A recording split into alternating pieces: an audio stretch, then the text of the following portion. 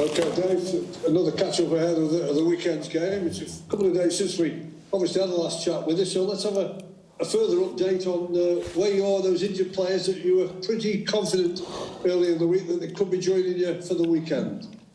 Yeah, I think we're still waiting to see where they're at. It's as simple as that, really. All the signs good, though, because you'll have to work with the physios and that, because you definitely want them back, don't you? Yeah, but if they're not back, they're not back. You know, we didn't have Scott Robertson for last Saturday. Murph went off after 5 minutes or whatever it was.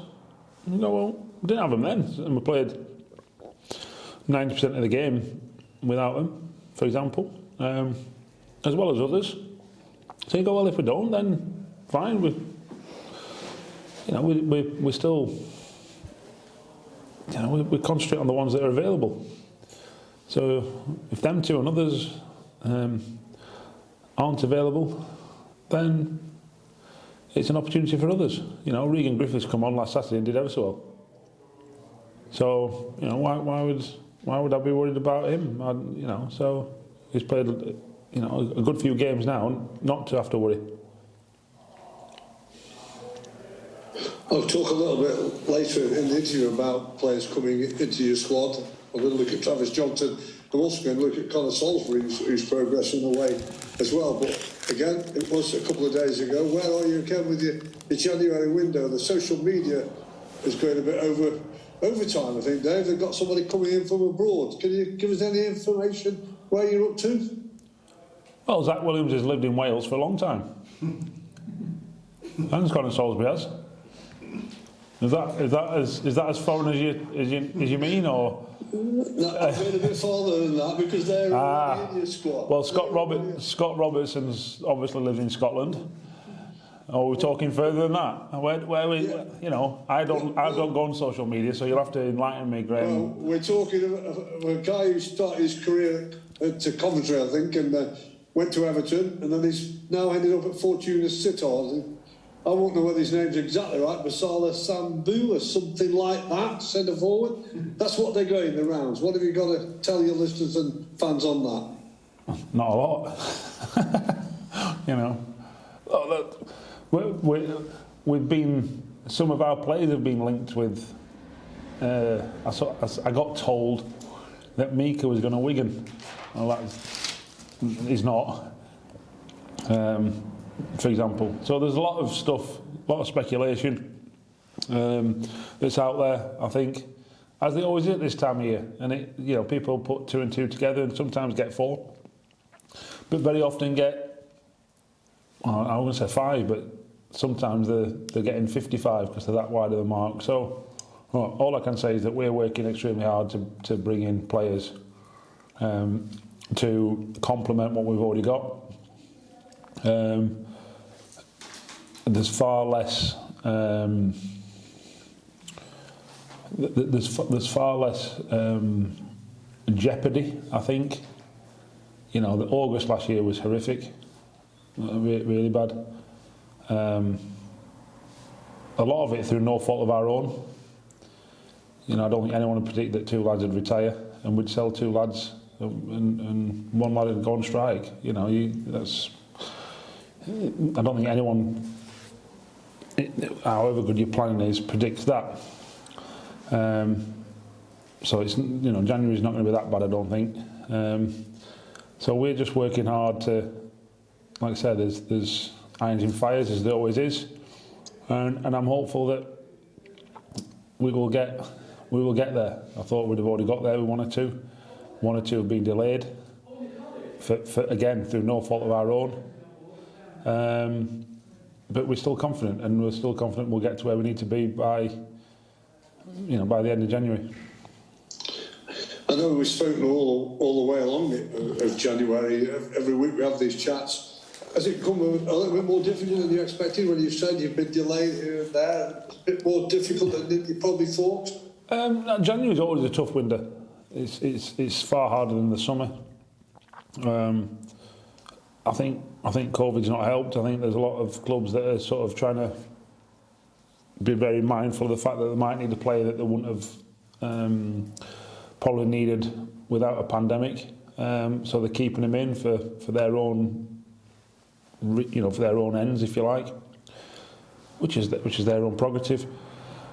And there's some players that will end up in limbo and not play many games, which probably might play into our hands in the summer, because they haven't played any games because they've been kept in. So I suppose it swings and roundabouts, but at the minute we're getting there on some and hitting a brick wall with others, and we're hopeful that, as always, that things will happen for us.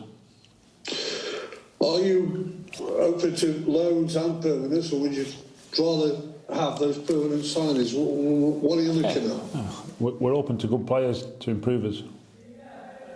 Doesn't matter how. Outgoings, do you expect anybody to be going out? Is there interest? Are you trying to move some out as well to open up a little bit of space? Possibly. I've had conversations with a few, and we'll see where that takes us as well. It's been interesting with all this that's going on, and one or two players have lost form, one or two players have gone out of favour, one or two. Kane Ramsey went away and left. We talked about it earlier in the week. 13 out of 18 of your academy players are in and around your squad on a regular basis. Your results have certainly improved, haven't they? It's interesting that. I've just looked at something like 7 points from the last 15 on offer, where you've had anything from 8 to 13 of your own academy players. It just shows that I think that the coaching, the development they get, even lacking in the experience of playing match days, they can cope. You give them a chance. Yeah, look, I think you're absolutely spot on. There's been a few surprises, a few ahead of where we thought they'd be. But then there's a few that have sort of stepped up to the plate a bit, if you like, that we hoped would step up to the plate and are doing well.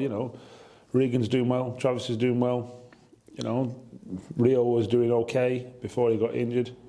So there's players like that. You forget your Offords of this world. Billy's come good, which we thought he would do, but he needed a fair amount of time. And then you get the Brucey bonus of Zach Williams. So when you sort of throw all that into the mix, you're starting to get a good team that plays our way, and because they've had a long time of being coached the right way. And then when you ask them to tweak this or tweak that, they've invariably they can do that. So it's been pleasing.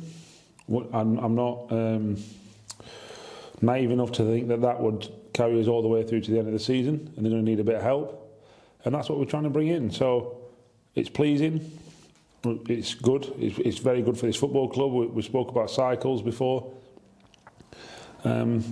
And they're going to need a bit of help, but at the same time we can't really lose our identity, I think, like we did at the start of the season, really a bit, because some of the lads weren't ready, or were very much finding their feet, and some lads that, or the turmoil that ensued when the season kicked off. It was, but I think we're in calmer waters. We're still in danger. We're still close to the rocks, if you like, very close to the rocks. But we're in calmer waters, and we've got to make sure that we make hay while these calmer waters are about. And I'm fully confident that we will. Well, we're speaking probably every week about different players getting through into the first team. Zach Williams, Connor Reid, people like that, Luke Cofford, all of them, Travis Johnson. Connor Salisbury's come nice and steady for you. Yep. Progress towards the squad, got himself on the match day squad as well. He's another one that's coming up.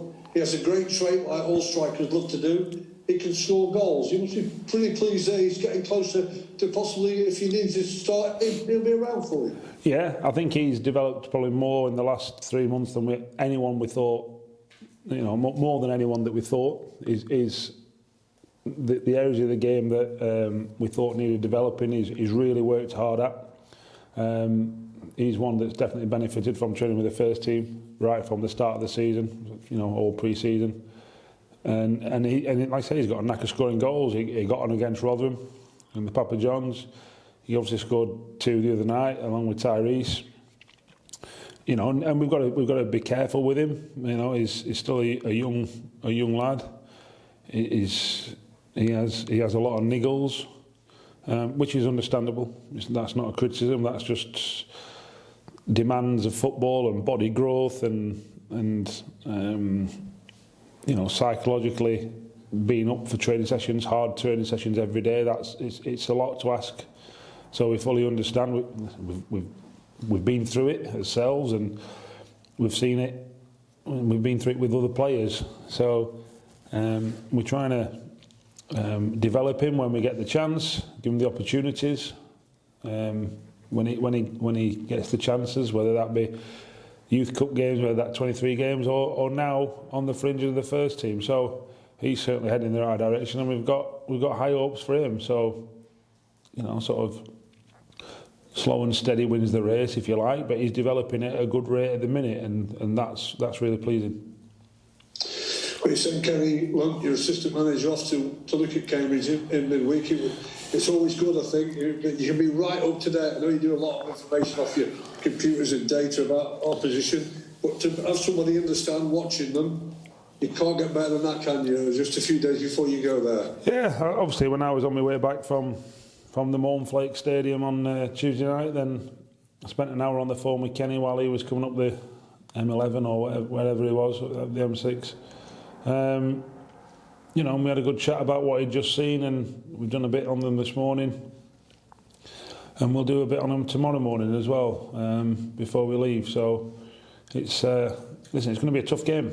You know, Cambridge are a tough team. They're a tough team to beat, but we go there, like I say, with, you know, one of the high up in the form table, higher than we've probably been all season, and we've got to maintain that momentum. And a bit like Burn a couple of weeks ago where we let ourselves down, we've got to make sure we go there and not let ourselves down. And if we do that, then we've got a great chance of winning the game.